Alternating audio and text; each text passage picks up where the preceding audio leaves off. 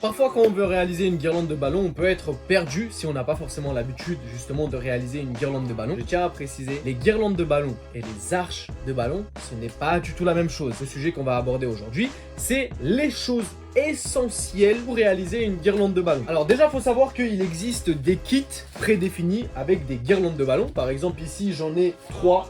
Je vous ai ramené 3 modèles pour que vous puissiez voir. Et en fait, par exemple, pour ces kits-là, à l'intérieur, tu vas avoir 65 ballons et le ruban, il va faire 3 mètres. Après, encore une fois, là, c'est par rapport à un kit qui est prédéfini. Donc, 65 ballons pour 3 mètres. En fait, ça te permet d'avoir une idée. Dans ce kit de ballons, tu n'as pas des ballons de la même dimension. C'est pour ça que si tu vois bien sur la photo, tu vois que la guirlande, elle a l'air bien remplie, bien chargée. Il n'y a pas des petits trous et tout où on voit le fil. C'est parce que en fait, tu as 3 tailles différentes de ballons. Tu as des ballons de 13 cm, tu as des ballons de 25 cm, 26 cm, pardon, et tu as des ballons de 33 cm. Par exemple, ce que moi, personnellement, je ne suis pas en train de dire que je suis un expert des guirlandes de ballons, mais ce que moi, je vais te conseiller pour faire une guirlande de ballons, c'est mettre 5 petits, 2 moyens, 1 gros, 3 petits, 1 gros, 2 moyens, etc., etc. Mais le plus important, c'est toujours d'avoir plus de ballons petit format. Par exemple, les ballons comme ça, là, eux, ils vont venir, donc les ballons gros format, ils vont venir en fait créer du relief, donner du volume à ta guirlande pour pas qu'elle soit un truc genre linéaire. C'est la même chose et même exemple pour celle-ci, tu vois, tu vas avoir des gros ballons et des tout petits ballons. Mais tu auras toujours beaucoup plus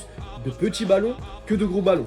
Donc ça, c'était pour des kits déjà prédéfinis que tu peux retrouver généralement dans des boutiques qui proposent des articles de fête. Et si jamais dans les kits qu'on te propose, il n'y a pas les couleurs que toi tu veux, les choses dont tu auras besoin pour réaliser du coup ta guirlande de ballons, c'est le ruban perforé, donc le ruban avec les petits trous, tu vois, pour venir en fait mettre les nœuds de tes ballons. Pourquoi je conseille de prendre le ruban? Tout simplement parce que tu peux le faire aussi avec le fil, tu sais, le simple fil que tu viens attacher les ballons, mais c'est hyper galère. Vraiment, si tu veux te faire chier et que en gros t'es là, tu comptes tes centimes, d'accord, tu peux le faire avec le fil pour attacher les ballons. Mais si t'es pas à 1 ou 2 euros près, opte plutôt pour un ruban où il y a les trous, tu vas gagner tellement de temps. Et c'est tellement plus facile parce que tu viens juste, ton nœud, tu le glisses dans le trou. C'est simple, il n'y a pas besoin de venir attacher tous les ballons, faire des tours et tout avec ton fil.